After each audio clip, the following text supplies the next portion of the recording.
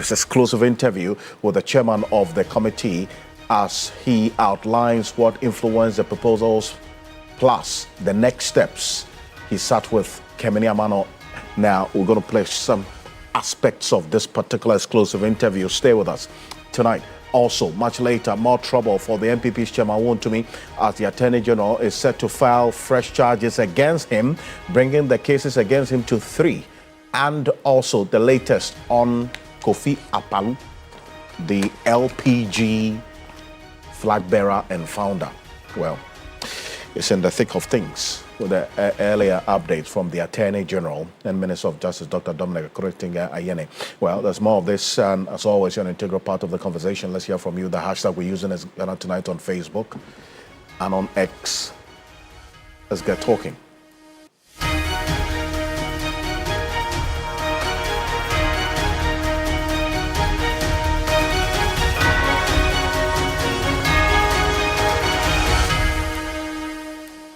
Let's settle for Ghana Briefs.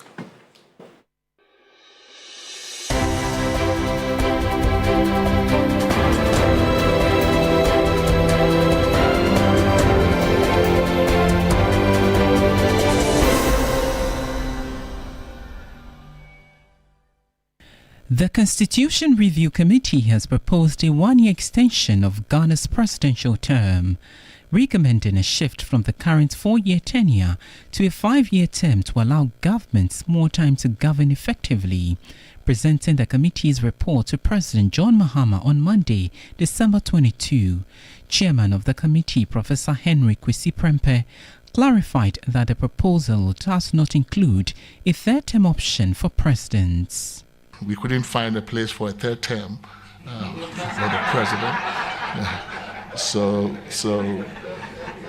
we looked and looked and looked. We couldn't find. I mean, we realized that the president himself doesn't like it. Nobody really seems to like it. There wasn't much of a demand for it at all. The only thing about that was the invitation for us to clarify ambiguity, and we didn't even want to go there. We didn't think that 66.2 raised any issues in terms of ambiguity, so we kept it the way it is.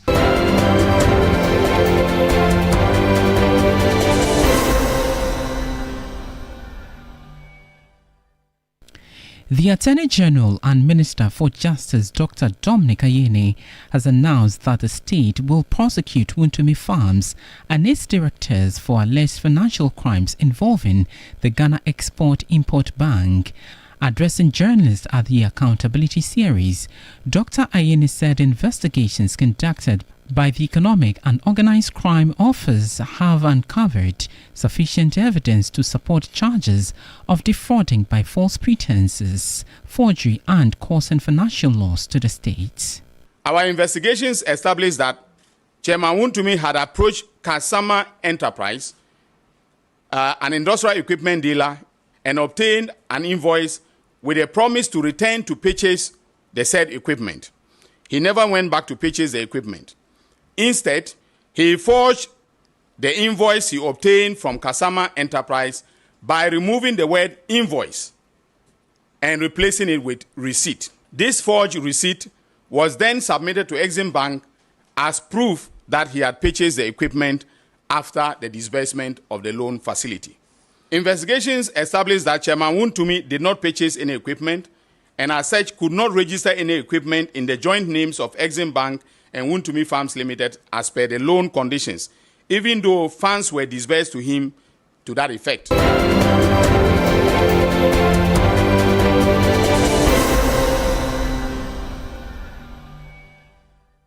Meanwhile, the Attorney General, Dr. Dominic Ayine, announced that the leader of the Liberal Party of Ghana, Percival Kofi Akpaloo, will be charged with alleged forgery and related offences. Regarding transactions on an account belonging to Poma Universal Ghana Limited, that is a company owned by the said Kofi Akpaloo. Following the STR, that is a suspicious transaction report by the FIC, the Economic and Organized Crime began an investigation into the matter. Ekua Poma also alleged that Akpaloo forged her signature on the cocoa board contract using her former name, Mercy Owusu, to secure the agreement without her authorization. First Bank Ghana Limited conducted an internal investigations and corroborated the fraud allegations that we have made, concluding that Akpaloo knowingly misrepresented ownership of the checks and deposited them into the wrong account.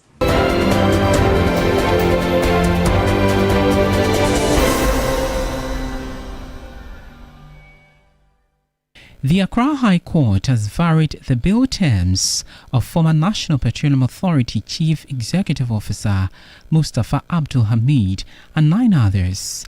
Per the previous bill conditions, Dr. Mustafa Abdul Hamid A1, Jacob Kwabena Amwa A2, and Wendy Newman A3 were to report to the registrar of the court, while the remaining were to report to the registry.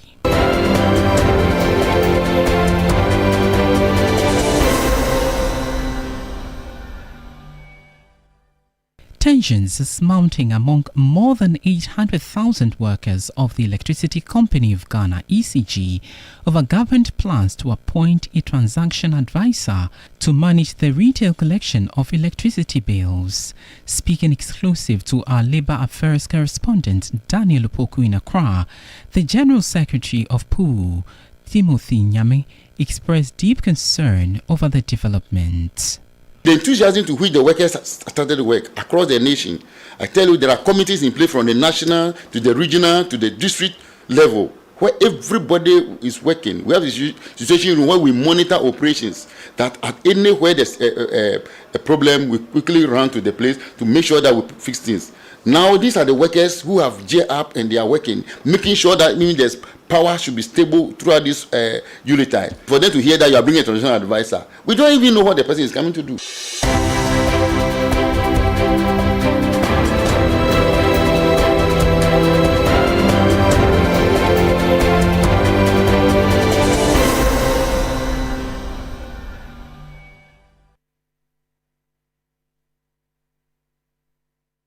There's more news on 3news.com. Make some time and visit 3news.com. This is Ghana Tonight. We're live on 3FM 92.7. Also on TV3 Ghana on Facebook and on DSTV channel 279 all across the world on 3news.com. We're also on 3 News on YouTube. It's also always proudly brought to you by Flamingo Paint, Simply Superior, Sasso Insecticide Spray and Qualcomm Tum Tum Preco. Coming up next year on Ghana Tonight. The Constitutional Review Committee's report has been outdoored with some far-reaching proposals, including a change in the Chief Justice removal process, plus a 5-year 2-term limit for the president. 5-year 2-term limit. So what that means is if a president wins and appears to have gotten the favor of the people for another term, that's going to be a combined term, 2 terms of 10 years. But the Constitutional Review Committee's report has been outdoored earlier today. These far-reaching proposals, including this change in the Chief Justice removal process, plus this 5-year 2-term limit for the president of the country, that including others, for instance, and some proposals about the fight against corruption, the architecture of our corruption fight as captured in the Constitution as well. Some proposals have been made in that regard. We're going to be focusing on some specific areas for tonight. We have a detailed breakdown for you. But first, let's take a listen to the President, John Dramani Mahama, earlier today as he received the report from the committee. Take a look. We're moving from the constitutional review process into the implementation process. And so early next year, we would announce an implementation committee. And of course, we're going to call some of you to come and serve on that committee because we need that institutional memory transferred into the implementation. Let's take a listen to Professor H. Kwesi Prempeh as well, who chaired this entire committee's process of consultation, also spoke briefly during the process, during the period of the presentation of this report to the president. By the way, the report has been published on the presidency's website, so it's a public document that you can access. So you can follow us every step of the way as we do the analysis, tease out the specific areas. It's a huge document, so it's going to be a long haul of analysis in the coming days. And also informing you about some of the proposals in this committee's report. But this is Professor H. Kwesi Prempeh earlier today at the presidency as well. Take a look. We couldn't find a place for a third term for the president. We looked and looked and looked. We couldn't find. I mean, we realized that the president himself doesn't like it. Nobody really seems to like it. There wasn't much of a demand for it at all. The only thing about that was the invitation for us to clarify ambiguity, and we didn't even want to go there. We didn't think that 66.2 raised any issues in terms of ambiguity, so we kept it the way it is. However, we believe we took to heart the recommendations that we got from many of the eminent persons that we met, including some who have occupied your seat, that the 4-year term was short. It was too short. And we also then learned that the emerging global norm was 5. And that even in the region, we in Nigeria have the lowest. I mean, 4 is pretty low. So we're proposing an extension by 1 more year. That's Professor H. Kwesi Prempeh there, 1 more year. So that effectively means that 4 years to 5 years, 1 term. And a few others. We're going to run through it as I indicated. And Professor Bafo Agyeman-Duah is a governance expert, former senior governance advisor to the United Nations. He's going to be joining us on Zoom for his quick thoughts on this. But parts of the recommendations has it, and I'm going to put it on the screen right now. The committee recommends an amendment to Article 66(1) to extend the length of a president's term from 4 to 5 years. They also say a person must attain to qualify for election as president from 40 to 30 years. So what that means is that the current position of the law, the constitutional provision for eligibility to contest as a presidential candidate in this country, as an independent or on the ticket of a political party, is 40 years and above. What this Constitutional Review Committee is recommending in this report, after their extensive wide consultative process, is that should be reduced to 30 years. So if you're 30 years, you tick the boxes of all the other requirements, you're of sound mind and so on, you can put up yourself to be president of the Republic of Ghana. There have been some varied views on it. We'll put a question on social media for a number of you to share your thoughts on this particular one. This one. Reduction of the age of eligibility to be president, to contest as president and be president of the Republic of Ghana from 40 to 30 years. Some very interesting views you've been sharing with us. We'll get into it. But they said no member of parliament may be appointed a minister of state or a deputy or regional minister. So you see, then this is another area as well that the committee's report has generated some conversation, because then it goes to counter the constitutional provision of the executive appointing more than half of its ministers from parliament, just to ensure checks and balances and not the strict separation of powers as some other countries practice. But as to why this proposal is also going to be another aspect of the conversation in the coming days as well. But a member of parliament who resigns from parliament shall not be eligible for appointment as a minister of state or a deputy minister of state or a regional minister. A petition to challenge the validity of the election of a person declared as president-elect shall be brought by a citizen of Ghana to the Supreme Court within 14 calendar days after the declaration of the results of the election. Take note of this. Also, there was a proposal to take away the Attorney General's authority to prosecute corruption and corruption-related offenses. They are making a proposal for the establishment of a commission that would be giving the powers of the prosecutory powers to prosecute corruption and corruption-related offenses. And that power now, they are recommending it should be taken away from the Attorney General. Now, we'll hear from Martin Kpebu on this one as well. He's going to be joining us. So, and this and many others. But Professor Bafo Agyemang-Duah is a former senior governance advisor to the United Nations, and he's joining us on Zoom right now. Prof, good evening. Thank you for joining us. I just ran through some snippets of this report. You've been combing through it as well. It's fresh on the plate, so it's going to take quite a while. But what's your initial view of some of the major proposals that this committee has made in this report that we've seen now? Thank you, and thanks for having me.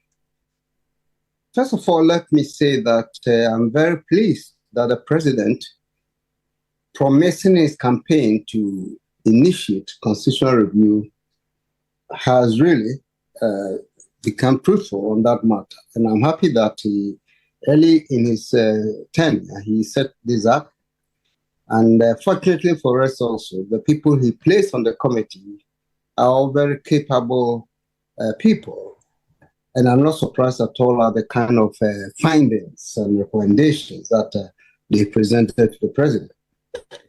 I think after 32 or so years of this constitution, even though the constitution has served us, it has stabilized us, we are referred to as perhaps the very stable democracy in West Africa, if not in the whole of the continent. But still, experience has taught us that there are certain critical issues that need to be reviewed. And more importantly, as we see the reversal of democracy in some other African countries, especially in our part of Africa, West Africa, that also should alert us to the necessity for re-energizing our constitutional system. As I said, several, but there were some essential factors. And I think the committee has very adroitly captured the sentiments of the people, because most of these issues are not new.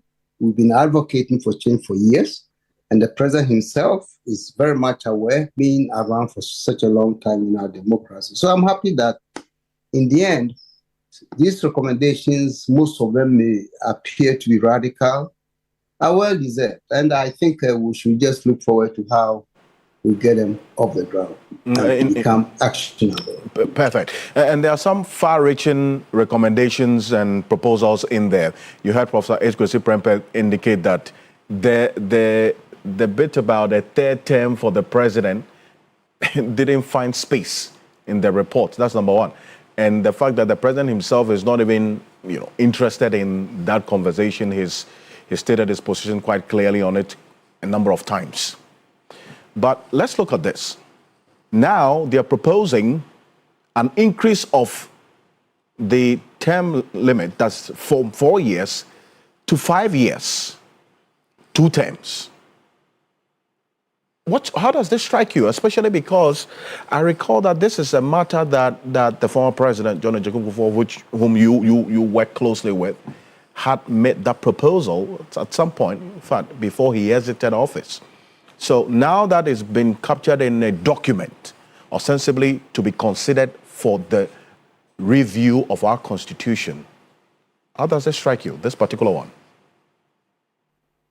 Again, doesn't surprise me. Look, when former President Kufuor was leaving office, in fact, his very last address to the nation, he recommended the need to at least make it a 5-year tenure for presidents from his own experience. And it's very true.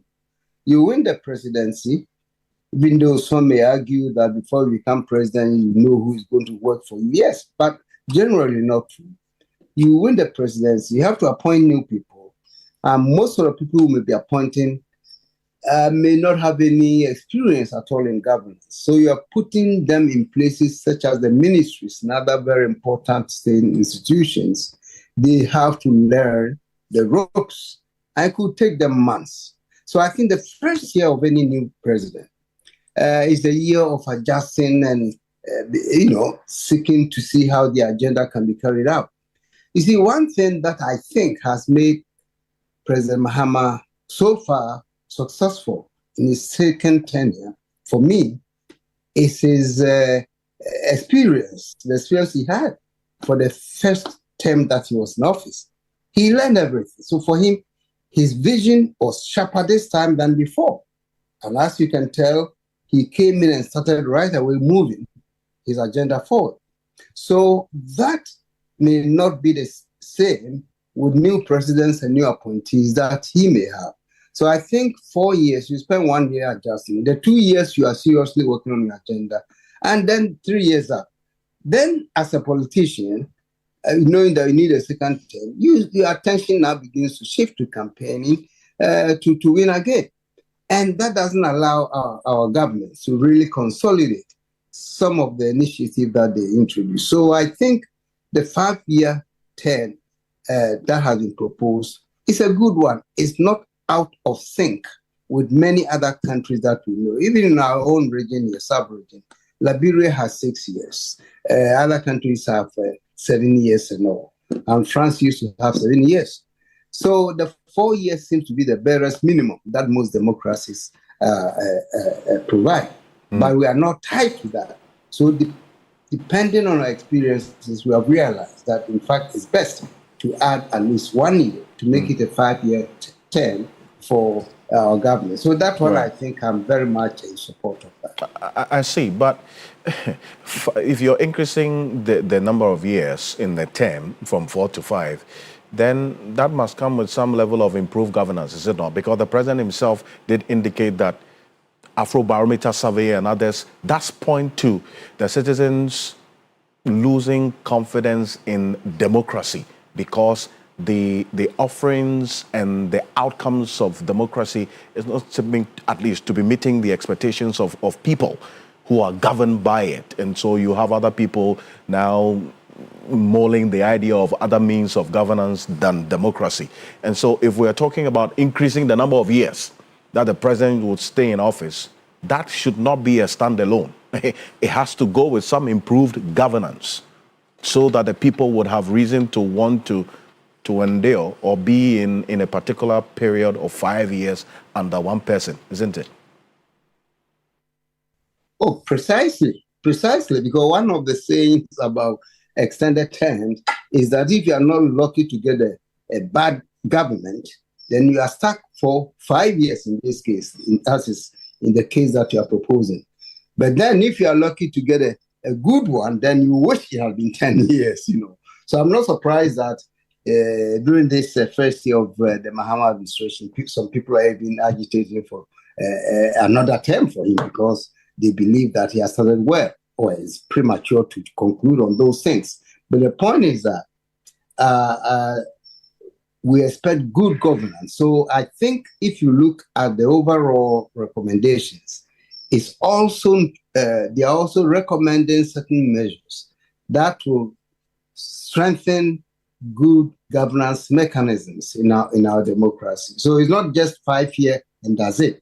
There are, for instance, they're talking about reducing the excessive powers of the president. And I think in his response to the presentation, the president himself made a comment on that. They are going to reduce his powers. They are proposing that some of them be given to the Council of State so that the Council of State really can play a more meaningful role rather than be in the background and, so to speak, advising the president. And that is a way to again introduce good governance. So certain appointments, for instance, will not be made directly by the president, but they are recommending that these appointments go through the normal procedure of recruitment, and then the Council of State can sift through all that and make recommendations to the president, and the president will be the one to sign the appointment. And I think that's a very interesting way of, again, reducing politics and partisanship in the way public officials are appointed.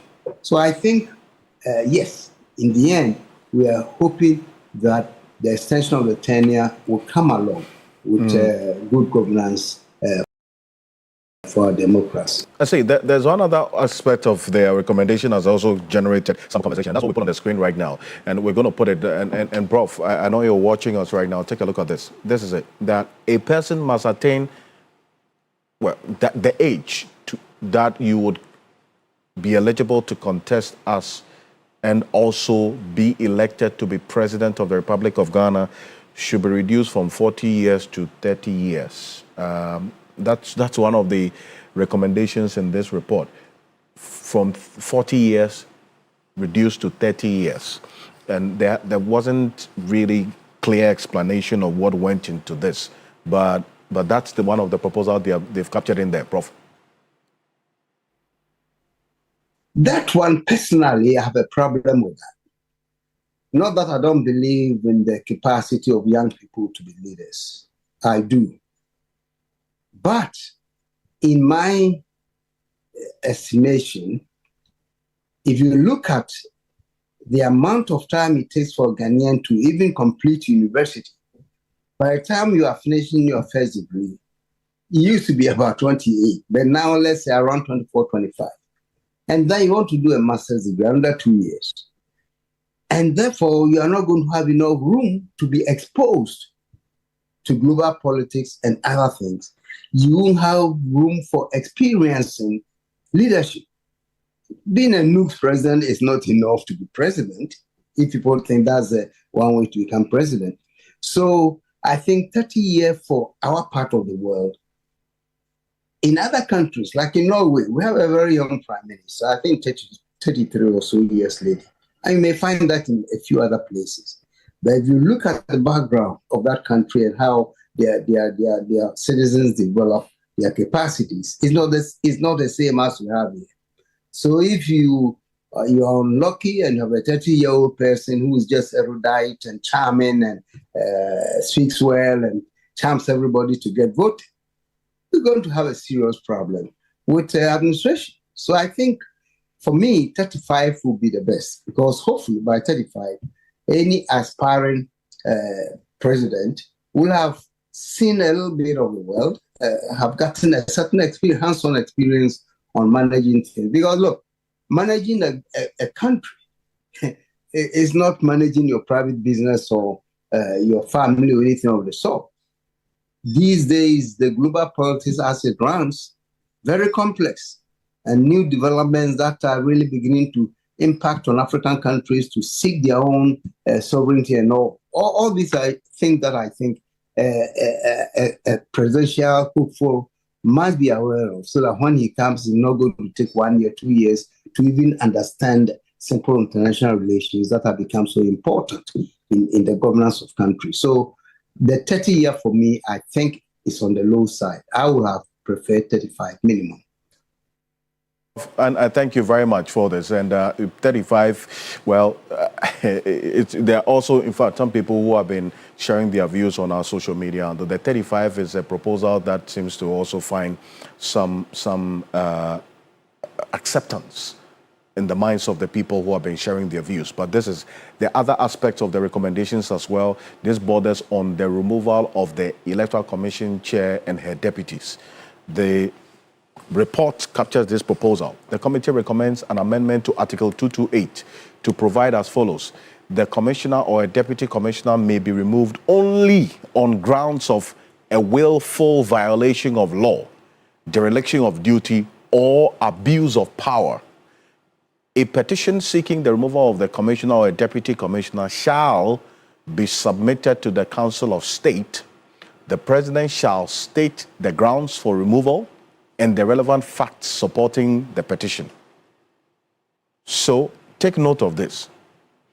A petition seeking the removal of the EC and a deputy shall be submitted to the Council of State. This is contrary to what the situation is now, that this petition is submitted to the president. What this Constitutional Review Recommendation proposal captures is that the petition shall be submitted to the Council of State. Then the petition shall state the grounds for removal and the relevant facts supporting the said grounds. Upon receipt of the petition, the Council of State shall constitute a subcommittee of its members to review the petition to assess whether the petition discloses on its face grounds and facts requiring further investigation by the Council. If the preliminary review determines that the petition presents a case warranting further investigation, the council shall constitute a 5-person independent tribunal with membership drawn from outside the council to conduct an investigation into the matter. So this is the process. So it's a clear departure from what the current structure is captured in the Constitution. So the president doesn't even get involved. It's not even a conveyor belt at any point, because the petition doesn't even go to him from the start. It goes to the Council of State, as against what we have now, where the petition goes to the presidency. As we are told today that there are about 7 petitions submitted to the presidency for the removal of the Electoral Commission chair and deputies, as we do know. This proposal now says if such petitions come, and if eventually this proposal is adopted, if such petitions come, it will not go to the presidency, go to the Council of State. Council of States will now go through the process. So at what point that the president come in? The commissioner or the deputy commissioners who is the subject of the removal shall be accorded all appropriate due process, including representation by counsel and the right to interrogate and cross-examine the petitioner. The tribunal shall make its recommendations to the Council of State upon conclusion of its investigation. The Council of State shall submit. So this is the only time. So the president comes in at the end of the process, as against this one that the president comes in at the beginning and at the end. He receives the petition and then it's out of his hands. Well, this one, the Council of State shall submit the recommendations of the tribunal to the president, who shall act in accordance with the said recommendation. So this is the only time the president comes in, and the hearing shall be in camera.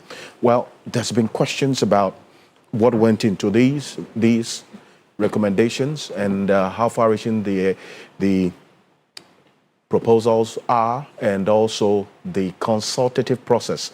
My colleague, Kamene Amano, and that's what's coming up next on Ghana Tonight.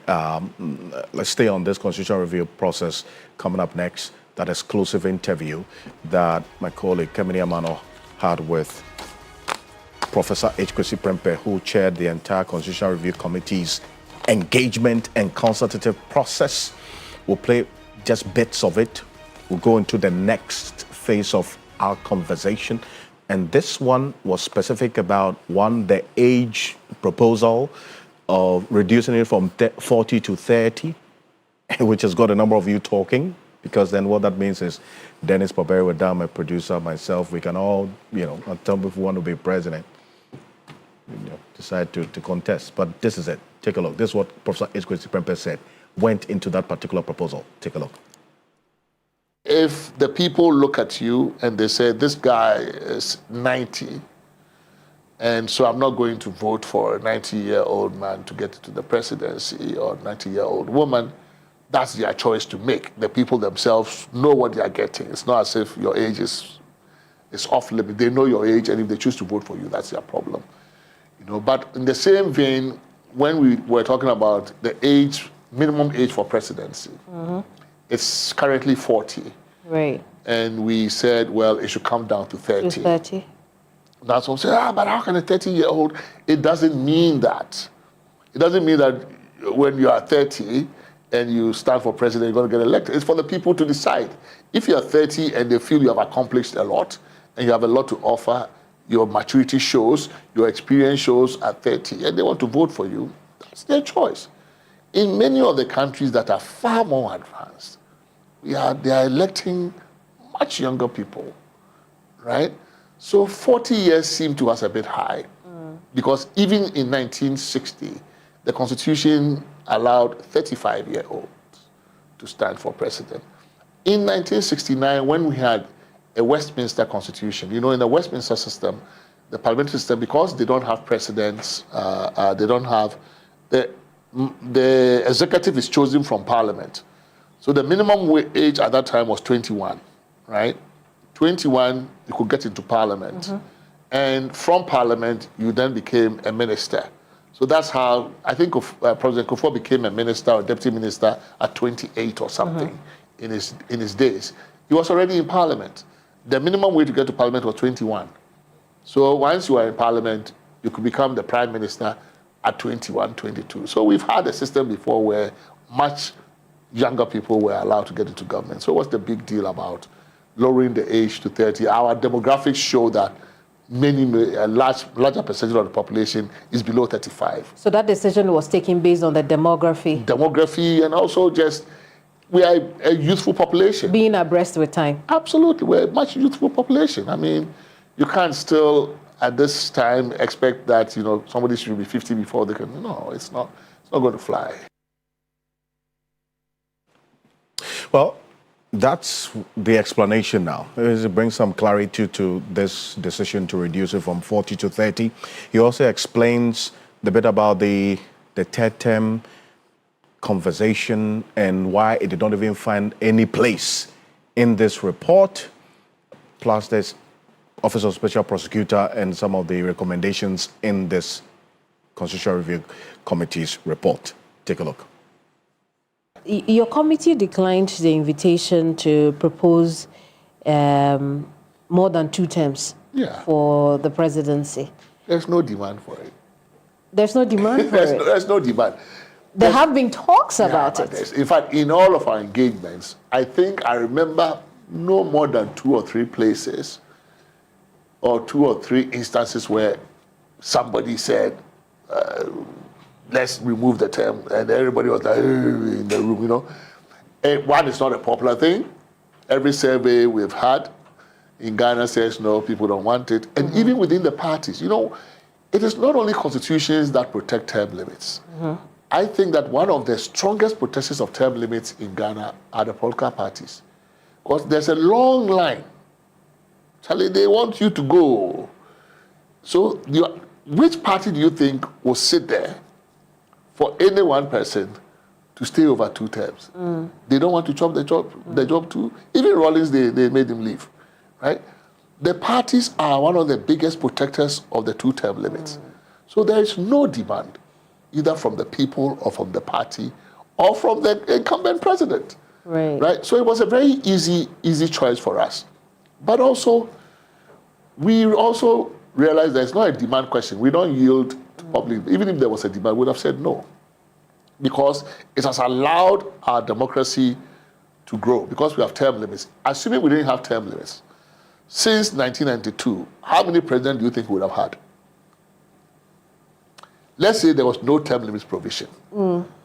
It's difficult to say more than 1 or 2. Absolutely. Right? Because when you have the opportunity to stay in forever, you will. You will find a way to stay in. You will rig an election. It will contaminate our elections. If there was no term limits, our elections would not be this easy.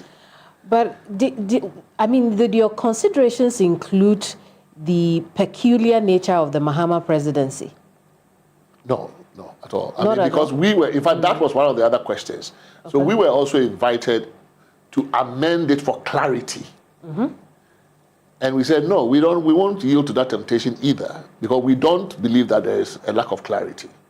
We believe what it says is what it is. Because in another part of the Constitution, where the framers were keen to make a difference, that currently district chief executives are allowed, because they are appointed, they are allowed more than 2 terms, non-consecutive. So there, where they meant that the term limits could be non-consecutive and that you could come back for a 3rd term, they said it clearly. They used the word consecutive. So we said, look, the people who wrote this English here in Article 62(1), they knew what they were writing. They were the same people who wrote the one in the district chief executive section. If they wanted the word consecutive to be there, they would have inserted it. Here is plain language. 2 means 2. So you leave Total. It as it is. We leave it at that. So we didn't want to yield to temptation on either side. There's no real need. Ghana doesn't need term limits. It's not broken. It's consistent with our philosophy, guiding principle that we started with. If it's not broken, don't fix it. Because part of the OSP's challenge, at least in terms of the constitutional side, is the sense that the AG has, at least on paper, on the text of the Constitution, on the face of it, has a monopoly of prosecution, constitutionally given to the AG, and here you have hived off some of that not through the constitution, by legislation. And something that is unconstitutional. So now we're saying we are going to hive it off in the constitution so that it can be unconstitutional. So more or less, we are constitutionalizing the office of the the special OSP, you would say. Yeah. I see. But then we don't do anything about Attorney General and then Ministry of Justice No, being because one? there isn't any conflict there. That we the real problem is a prosecutorial power problem. Right. And we're also saying that regardless of who has the prosecutorial power, AG or OSP, if you discontinue a case, you give us reasons. Right. You give public reasons why you discontinue the case. Because otherwise, this practice of you came to meet a case and then you look at the person, oh, this is my friend, I discontinue that one. Right. Then I go and pick another person. I mean, we need to sanitize the space. Indeed, indeed. You know, we do. This is all just trying to clean up something that is otherwise good. Well, so that's that exclusive interview my colleague Kemini Amano had with Professor H. Kwesi Prempeh.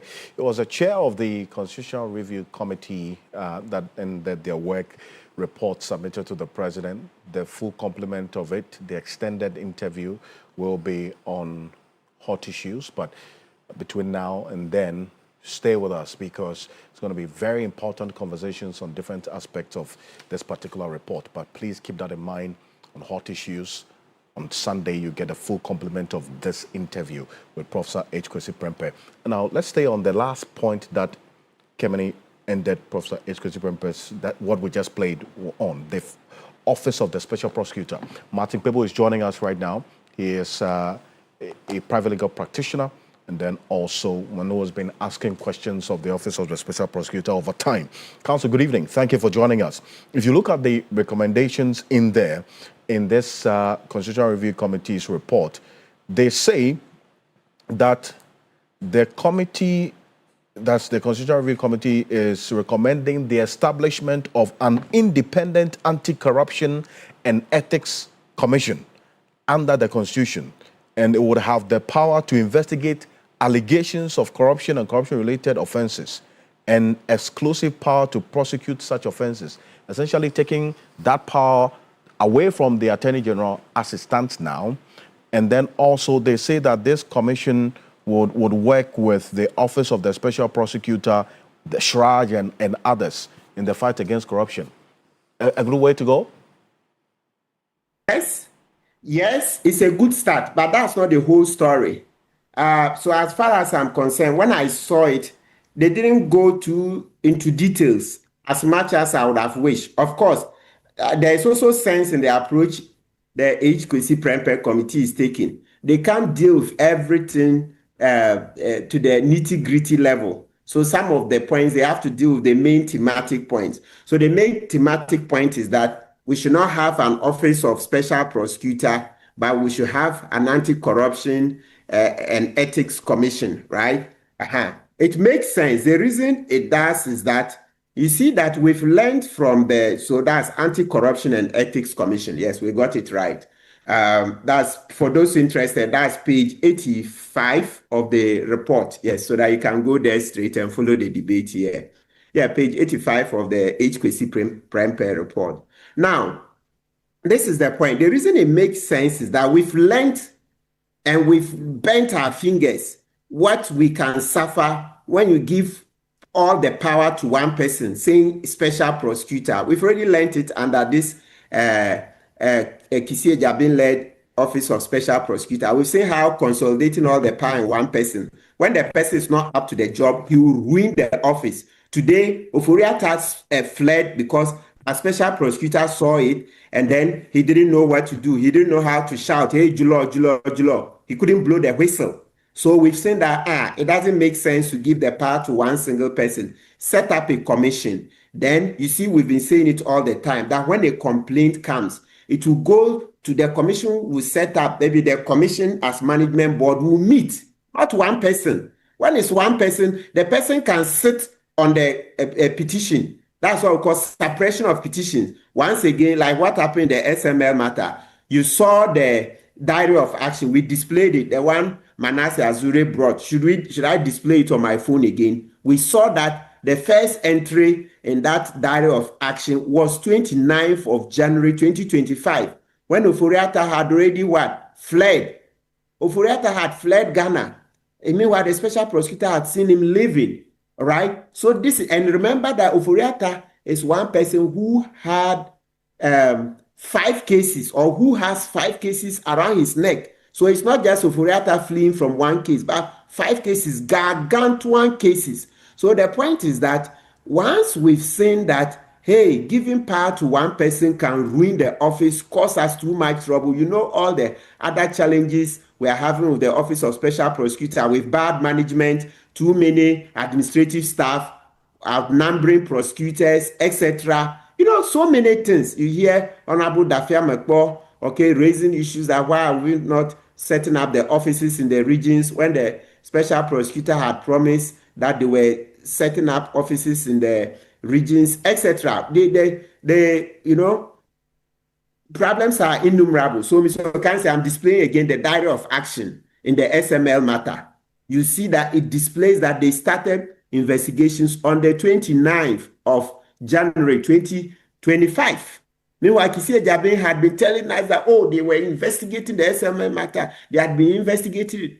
Meanwhile, they left. They allowed Oforiatta to flee. So my point is that let's set up a commission, and also we'll now get time to fully debate the bill. We'll show the mistakes we've learned. We'll see the abuse of power, how special prosecutor can just cause somebody to be arrested, and then they have no mandate to investigate. It didn't happen to Kpebu alone. It happened to lawyer Israel Aka. It happened to a very senior police officer, you see, and so on and so forth. These arbitrary detentions, etc. So we'll cure all of this in a full act. So I support the move because power corrupts, and absolute power corrupts absolutely. Yeah. And then you're right on that. And Counsel, just briefly before I let you go, this is just one aspect of many others that they have captured in their recommendations in the Anti-Corruption and Ethics Commission recommendation. That's page 85, just for the benefit of those who would want to check it out. What are the other recommendations you would have expected that would be captured in this regard? The review of the architecture in the fight against corruption. Quickly. So when we get the full law, and also let's not forget, you see, just one last point, the matter of influence peddling. You know, once again, when they shake case, caught Edubuahi and Baumia, Kisi Ejabin came and wrote that influence peddling is not part of our law. Meanwhile, it is. So when we get a new law, we'll clarify it. Maybe we'll use the word influence peddling just to put it beyond doubt, because that case allowed Edubuahi and Baumia, the NPP presidential candidate, to escape. Meanwhile, the thing was very clear, very clear. The tape was very clear that Charles Edubuahi, deputy, or at the time he was deputy minister of finance at the time, was involved in influence peddling, involving, extending to Baumia. That Baumia will help the sheikh to get banking license. Everything will be sorted, blah blah blah. But because of political reasons, Kisi Ejabin said no. Influence peddling is not part of Ghanaian law. So these are some of the changes we'll be expecting in the new law on anti-corruption and ethics. Well, this aspect of this recommendation you talk about, I don't see it captured in here, but you would have expected that this was captured as well. And these recommendations are going to be subjected to some debate as well going forward. And that's why the president did indicate that he expects some bipartisan approach to this so that we'll get the buy-in of everyone going forward. We're going to go for this quick break. When we're back, we'll tell you what the Attorney General said earlier today about the latest on the fight against corruption and oral. Stay with us.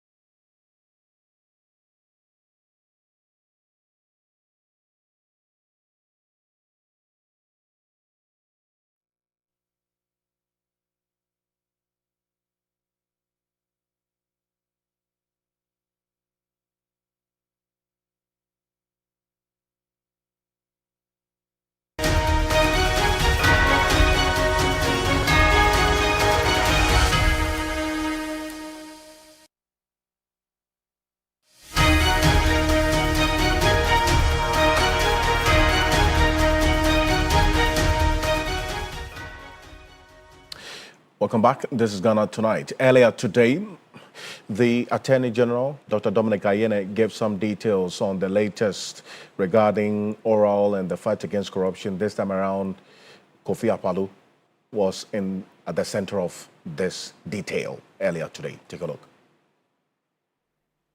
Gentlemen, in the case involving Mr. Percival Akpaloo of the Liberal Party of Ghana, the Financial Intelligence Center flagged and filed a suspicious transaction report with First Bank Ghana Limited regarding transactions on an account belonging to Poma Universal Ghana Limited. That is a company owned by the said Kofi Akpaloo. Following the STR, that is a suspicious transaction report by the FIC, the Economic and Organized Crime began an investigation into the matter.